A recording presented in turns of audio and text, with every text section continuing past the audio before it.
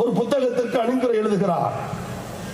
நேற்று இரவு நான் ஒரு கனவு கண்டேன். எழுதுவது அப்துல் ரஹ்மான், சொல்லுவது கோவிசெழியன். நேற்று இரவு நான் ஒரு கனவு கண்டேன். தமிழ் தாய் என் கனவில் வந்தால் நலமா என்றால் நலம்தான் என்றேன், நீ நலமா என்றேன், நலம்தான் என்றால். உனது முகவரி எதுவென்று கேட்டேன். அப்துல் ரஹ்மான் கேட்கிறார், உனது முகவரி எதுவென்று கேட்டேன். இல்லத்து முகவரியா அலுவலகத்து முகவரியா என்றால். உனக்கு 2 முகவரியா என்று கேட்டேன். ஆமாம் என்றால் சொல்லு என்றேன். இல்லத்து முகவரி கோபாலபுரம், அலுவலகத்து முகவரி அண்ணா அறிவாலயம்.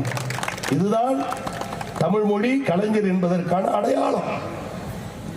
இந்த தமிழ் பற்று, தமிழ் உணர்வு கடைகோடி தமிழுக்கு இருக்கும் வரை திராவிட முன்னேற்ற கழகத்தை அப்புறப்படுத்துகிற சக்தி எந்த கொம்மனுக்கும் இல்லை என்பதை புதுக்கோட்டை வடக்கு மாவட்டம் உறுதிப்படுத்தும். தமிழாய் வாழுகிறோம். தமிழ்நாட்டில் தமிழை அப்புறப்படுத்துவதற்கு எவனுக்கு சக்தி இல்லையோ அதை போல் திமுக கழகத்தை அப்புறப்படுத்துவதற்கு எந்த கொம்பனும் பிறக்கவில்லை, பிறக்க போவதும் இல்லை. 1976 மிசா காலகட்டம்